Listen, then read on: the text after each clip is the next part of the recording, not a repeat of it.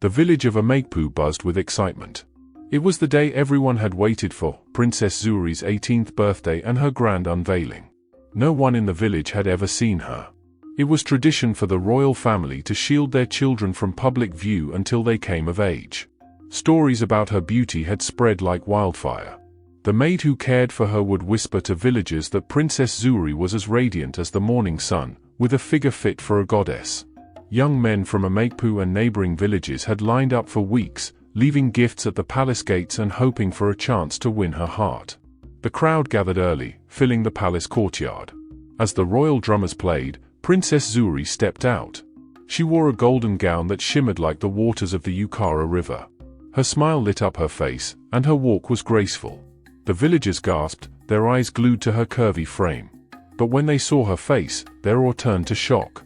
Her skin was rough and blotchy, her teeth crooked, and her nose wide and bent. Some gasped audibly.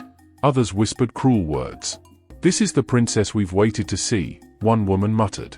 "Maybe she's caused," a man said, shaking his head. Zuri stood tall, pretending not to hear them, but every word pierced her heart. She smiled and waved, hoping they would see beyond her appearance.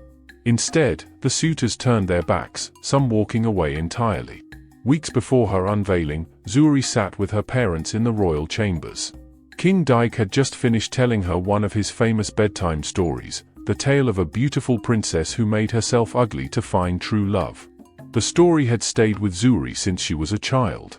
"Father, I want to do what the princess in your story did," Zuri had said suddenly. Queen Adana gasped. "What nonsense is this? You're beautiful as you are, Zuri. Why would you want to hide that?" Zuri's voice trembled with determination. "Mother, I want someone to love me for who I am, not for how I look.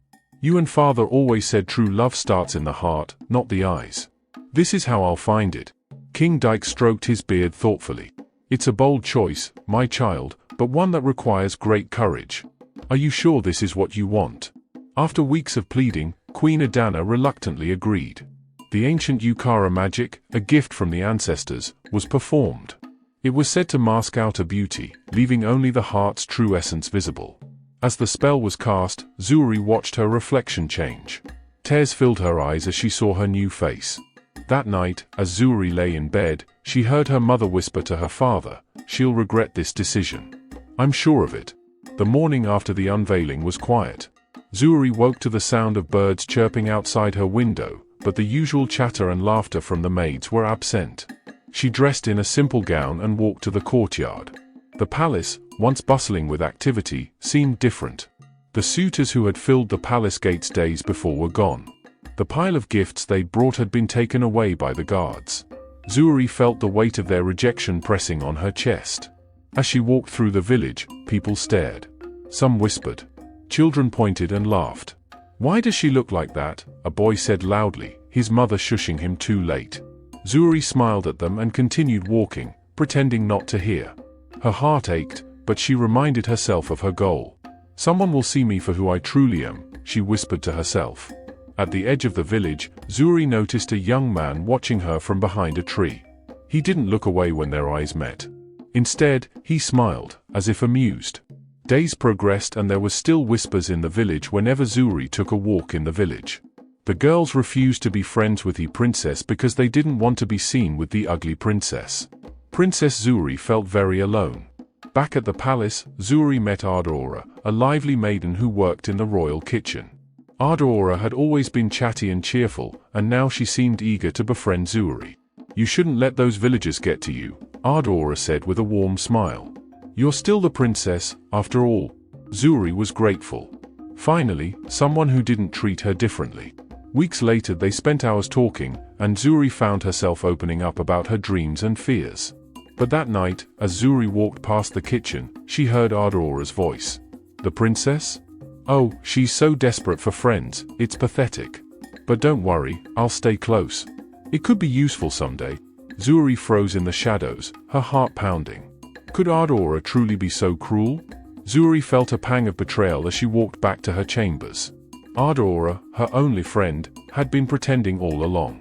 That night, she couldn't sleep. She tossed and turned, replaying Ardora's words over and over. By morning, Zuri decided to confront Ardora. She found her in the kitchen, laughing with the other maids. "Good morning, princess." Ardora greeted her with a wide smile, pretending nothing was wrong. Zuri forced herself to smile back. She didn't want to believe Ardora's words from the night before. Maybe I misunderstood, she thought. I'll give her another chance. She continued being friends with her and didn't notice that Ardora was friends with her for malicious reasons and not a genuine friend. But as the days went on, Ardora whispered to the villagers about how ugly the princess was and how the prince's was cursed. She smirked with the villagers when Zuri turned her back. Nnamdi was the pride of Amakepu, the most eligible bachelor in the village, with sharp features, a strong build, and a quiet confidence that made every maiden swoon. The village girls often paraded themselves around him, their laughter overly sweet, their smiles deliberate. But Nnamdi remained unmoved. To him, beauty was fleeting, and the shallow admiration he saw in their eyes left him cold. It wasn't until he noticed Princess Zuri that something shifted. At first, he saw her from afar, bending down to help a crying child whose toy had broken. Another time, she was comforting an elderly woman carrying a heavy bundle, her laugh ringing out as she offered to help. Zuri didn't care who was watching, her actions came from the heart. Despite her scarred face and the villagers' cruel whispers, Zuri carried herself with a joy that was infectious. Nnamdi couldn't help but feel drawn to her. She was nothing like the village girls who sought his attention. Zuri's kindness, her bubbly spirit, and her resilience in the face of rejection captivated him. She wasn't just different, she was extraordinary. And though she didn't know it, every act of kindness she performed was slowly weaving an unbreakable bond in Nnamdi's heart. For the first time, he felt something genuine, a connection deeper than appearances or status. Nnamdi began seeking her out, not openly but through quiet moments where he could observe her, trying to understand the light she carried despite the darkness others cast upon her. Little by little, he realized that he was not just intrigued by Zuri. One afternoon, as Zuri walked through the village, she spotted a young man. He was leaning against a tree, watching her with curious eyes. The young man stepped forward, his steps deliberate. Zuri froze, unsure of what to expect. He bowed slightly, a polite gesture that caught her off guard. "Princess," he said, his voice smooth like the evening breeze. "You don't know me, but I know of you." Zuri blinked, surprised. She noticed his strong build and the confidence in his voice. Unlike others, he didn't look away from her face. "Who are you?" she asked, her voice guarded. "My name is Nnamdi," he replied. "I've seen the kindness you show to the villagers. I admire that." Zuri's heart skipped a beat. No one had ever spoken to her like this, as if her actions mattered more than her appearance. Before she could respond, Ardora's voice rang out from behind her. "Princess, there you are. Come, you shouldn't waste your time here." Ardora, who was also part of the maiden who liked Nnamdi, became jealous and wondered why Nnamdi was speaking to a princess as ugly as Zuri. Ardora glared at Nnamdi, her eyes cold and sharp. Zuri reluctantly followed her, but she couldn't stop thinking about Nnamdi's words. As they walked away, Zuri glanced back and caught Nnamdi watching her again, a faint smile on his lips. The next morning, Zuri found a small package on her doorstep. Inside was a simple but beautiful necklace made of beads and polished stones. A note attached read, "For someone whose heart shines brighter than the sun." Zuri's cheeks warmed. She had no idea who had left it, but her mind immediately thought of Nnamdi. Ardora noticed the necklace later that day. "Oh, how lovely," she said, her voice dripping with fake sweetness. "Who gave it to you?" Ardora became instantly jealous and wondered why the princess was getting a gift despite being so ugly. Zuri shrugged. "It was left at my door." Ardora's smile faltered, and she quickly changed the subject. One afternoon, Zuri was walking through the village when she saw an elderly woman struggling to carry a basket of yams. Without thinking, Zuri rushed to help. "Thank you, my child," the woman said, surprised. The villagers watched in silence. No one had ever seen a princess do such a thing. Some whispered, others just stared. But Nnamdi, standing at a distance, smiled. He admired Zuri's genuine kindness. When Zuri finished helping, the elderly woman blessed her. "May your kindness bring you the love you seek," she said softly. Ardora's jealousy grew as she noticed some of the villagers had begun to warm up to the princess, and she began spreading rumors around the village. "The princess only pretends to care about the villagers," she told anyone who would listen. "She thinks she's better than us." At first, Zuri didn't notice the change. But slowly, people started avoiding her again. The children who once smiled at her now ran away. The elders who praised her began whispering behind her back. When Zuri asked Ardora what was happening, Ardora feigned ignorance. Perhaps the villagers don't trust you yet, princess, she said with fake concern. Zuri's heart sank. She had tried so hard to be kind, but it seemed like nothing she did mattered. That evening, Zuri sat by the palace fountain, tears streaming down her face. She didn't notice Nnamdi approaching until he said softly, "Don't let their words dim your light." Zuri looked up, startled. Nnamdi stood there, holding a small wooden carving of a bird. He handed it to her. "For you," he said. "To remind you to soar above the noise." Zuri took the carving, her fingers brushing against his. She smiled for the first time in days. They talked for hours by the fountain, sharing stories and dreams. Zuri told him about the bedtime stories her father used to tell, and Nnamdi shared tales of his late mother, who had taught him the art of carving. For the first time, Zuri felt understood. From the palace balcony, Ardora watched the two of them, her fists clenched in rage. "He's mine," she hissed. The next morning, Queen Adana summoned Zuri to her chambers. Her mother's expression was stern, her voice heavy with concern. "Zuri," she began, "I've heard troubling things. Your friend Ardora is spreading lies about you in the village. I've also noticed her lingering too close to that young man, Nnamdi." Zuri frowned. "Mother, Ardora has been nothing but kind to me.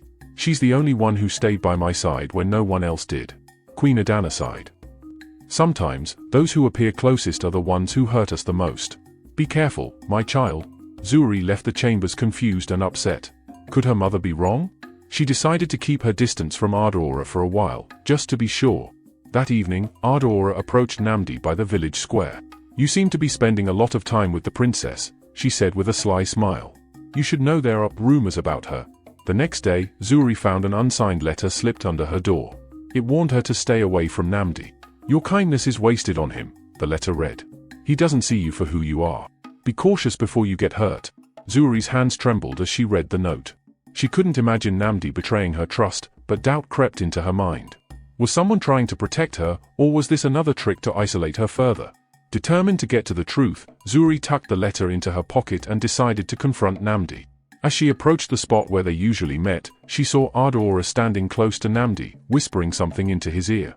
Zuri's heart raced as she stepped forward. Ardora quickly stepped back, her expression a mix of surprise and annoyance. "What's going on?" Zuri asked, her voice firmer than she felt. Nnamdi looked confused. "We were just talking," he said. Ardora tilted her head, her smile sly. "I was simply advising him, princess. The villagers might not take kindly to someone like him associating with royalty." Zuri glared at Ardora. "That's not your place." Ardora shrugged, her innocent facade firmly in place. "I'm only looking out for you, princess." As Ardora walked away, Nnamdi turned to Zuri. "Don't let her words bother you. I know who you are, Zuri, and I admire you for it." Zuri smiled weakly, but inside, the seeds of doubt planted by the letter and Ardora's meddling began to grow. The annual Embark Harvest Festival brought the villagers together for a day of celebration. Zuri decided to attend, hoping to connect with her people again. As she walked through the crowded square, children ran up to her, giggling and asking her to dance. Their laughter warmed her heart, but she noticed the wary glances from the adults. Meanwhile, Ardora was in the corner, whispering to a group of young women. Their eyes darted toward Zuri, their laughter echoing in her ears. Nnamdi appeared, offering Zuri his hand. "Dance with me," he asked. Zuri hesitated, but his kind eyes melted her fears. They danced under the lantern-lit sky, and for a moment, Zuri forgot the stares and whispers. As the music ended, one of the villagers loudly remarked, "It's a shame she's so ugly. He could do much better." Nnamdi's jaw tightened as Zuri's smile faltered. The cruel remark lingered in Zuri's mind long after the festival. Nnamdi tried to comfort her, but she began to withdraw. "Maybe they're right," she said one evening. "Why would someone like you choose to be around me?" Nnamdi's eyes softened. "Because I see the person you are, Zuri. You're kind, brave, and resilient. None of that has anything to do with your looks." But Zuri couldn't shake the doubts. Adaora's words, the villagers' stares, and the mysterious letter weighed heavily on her heart. That night, Adaora approached Zuri with a fake air of sympathy. "I heard what happened at the festival," she said. "Maybe it's time you accept that not everyone can look past appearances." A week later, Zuri overheard Adaora speaking to a group of villagers. "The princess is desperate," Adaora sneered. "She clings to Nnamdi because no one else will have her." Zuri's blood boiled. She stepped out of the shadows, her voice steady. "Why are you doing this, Adaora?" Adaora didn't flinch. "Because you don't deserve him," she snapped. "Someone like you shouldn't think they can have it all." Before Zuri could respond, Nnamdi appeared, his face dark with anger. "What's going on here?" he demanded. Adaora tried to play innocent, but Nnamdi wasn't fooled. "I've heard enough," he said, his voice firm. "You've been poisoning the village against Zuri, haven't you?" Adaora's face turned red, but she didn't back down. "She's not who you think she is," she said. "She's just a spoiled princess playing games." Nnamdi turned to Zuri. "Don't listen to her. I know who you are." Zuri felt a glimmer of hope, but Adaora's words still stung. That night, Adaora vowed to do whatever it took to separate them. "This isn't over," she whispered to herself. Adaora couldn't stand seeing Zuri and Nnamdi growing closer. She hatched a plan to tarnish Zuri's reputation further.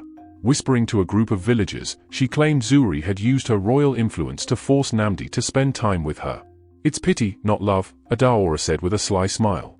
"She knows he has no choice." The villagers, already suspicious of Zuri, began to believe Adaora's lies.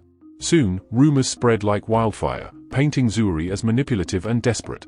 Meanwhile, Zuri noticed the villagers' growing hostility but couldn't understand why. Even Nnamdi seemed troubled, though he wouldn't tell her what was wrong. That night, Zuri overheard two villagers talking. One said, "She may be a princess, but she'll never be loved.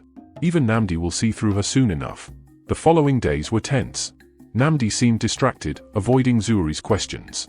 "What's wrong?" Zuri asked one afternoon. "Did I do something?" Nnamdi hesitated. "It's not you," he said finally. "But there are things being said about us." Zuri's heart sank. She had tried so hard to win the villagers' love, but it seemed Adaora's lies had undone all her efforts. Determined to clear her name, Zuri decided to confront the villagers directly. As she entered the village square, she heard Adaora's voice ringing out, "She's tricking him. It's all a lie." Zuri stepped into the square, her presence silencing the crowd. "If anyone has something to say about me, say it to my face," she said, her voice steady despite the pounding of her heart. Adaora smirked. "You want the truth? Fine. You've been using your royal status to force Nnamdi's hand. Admit it." The crowd murmured, their eyes darting between Zuri and Adaora. "That's not true," Zuri said firmly. "Nnamdi is free to make his own choices. I've never forced him to do anything." Adaora's face turned red, but she didn't back down. "She's not who you think she is," she said. "She's just a spoiled princess playing games." Nnamdi stepped forward. "Enough," he said, his voice cutting through the tension. "I choose to spend time with Zuri because I care about her. And I won't let anyone twist that." Adaora's face twisted with anger, but before she could respond, a loud cry echoed through the square. Someone had collapsed. An elderly man lay on the ground, struggling to breathe. The crowd panicked, unsure of what to do. Without hesitation, Zuri knelt beside him, instructing the villagers to fetch water and blankets. Nnamdi helped her, his calm presence reassuring the others. Together, they managed to stabilize the man until the village healer arrived. The villagers watched in awe as Zuri worked tirelessly, her genuine concern evident. For a moment, their distrust wavered. As the healer took over, the man whispered to Zuri, "You have a kind heart, my princess. Don't let them break it." Adaora's frustration grew. No matter how hard she tried to tarnish Zuri's image, the princess always managed to shine through. Determined to end things once and for all, Adaora devised a new plan. She would create a situation so damaging that even Nnamdi couldn't look past it. That night, she snuck into the palace gardens and tampered with the sacred fountain, a symbol of purity for the village. The water turned murky, and the next morning, rumors spread that Zuri had defiled it out of spite. As Zuri approached the fountain, villagers surrounded her, their faces filled with anger. "How could you do this to us?" one shouted. Zuri was stunned. "I didn't do this," she protested, but the villagers wouldn't listen. "You've brought nothing but trouble since your reveal," one elder said. "Maybe it's time you left the village for good." Nnamdi stepped forward, trying to defend Zuri, but the villagers wouldn't be swayed. Desperate to prove her innocence, Zuri vowed to find out who had tampered with the fountain. That night, Zuri spotted Adaora sneaking out of the palace. Where is she going? Zuri wondered, following her quietly. Zuri trailed Adaora to the edge of the forest, where she overheard her talking to a man about the fountain incident. "It worked perfectly," Adaora said with a smirk. "Soon, the villagers will turn against her completely." Zuri's blood ran cold. She had suspected Adaora's betrayal, but hearing it confirmed was a different kind of pain. Zuri stepped forward, her voice steady but cold. "I trusted you, Adaora. Why would you do this?" Adaora spun around, her face pale. "Because you don't deserve any of it," she snapped. "The attention, the kindness, the love." Zuri's heart broke, but she refused to back down. "You've hurt the village and the people I care about," she said. "It ends now." Adaora laughed bitterly. "And who's going to believe you? They already hate you." Unbeknownst to Adaora, Nnamdi had followed Zuri and heard everything. I believe her, he said, stepping out of the shadows. With Nnamdi's help, Zuri confronted the village elders, presenting proof of Adawara's schemes. The villagers were shocked and ashamed of how easily they had been manipulated. Adawara was banished from the village, her protests falling on deaf ears. Zuri, though hurt, forgave the villagers and worked to rebuild their trust. As peace began to return, Zuri received a letter from an unknown sender, warning of another danger lurking in the shadows. The mysterious letter unsettled Zuri. It read, "Beware, princess. While Adawara is gone, not all threats have disappeared. Someone else watches, waiting for the right moment to strike." Zuri shared the letter with her parents and Nnamdi. King Emeka's face grew serious. "This could be an idle threat," he said, "but we cannot take any chances." The palace was placed under tighter security, and Zuri was instructed to stay close to the guards. Despite these precautions, she couldn't shake the feeling of being watched. One night, as she walked through the palace gardens, she heard a rustle in the bushes. Turning quickly, she called out, "Who's there?" A figure stepped out of the shadows, their face obscured by a hood. The hooded figure didn't move, but Zuri stood her ground. "Reveal yourself," she demanded. Slowly, the figure pulled back the hood, revealing an elderly man with piercing eyes. "Do not be afraid, princess," he said. "I come with a warning." The man introduced himself as a traveler named Obi. He claimed to have overheard a plot to harm Zuri, orchestrated by someone envious of her growing popularity in the village. "You must be cautious," Obi said. "Even those who smile at you may have hidden intentions." Zuri thanked him but remained wary. Was Obi truly a friend, or another enemy in disguise? As Obi turned to leave, he whispered, "Trust only those who have proven themselves. Not all threats come from outside the palace." Zuri couldn't ignore Obi's words. She began to pay closer attention to those around her, especially the palace staff. One evening, she noticed one of the guards slipping out of the palace gates.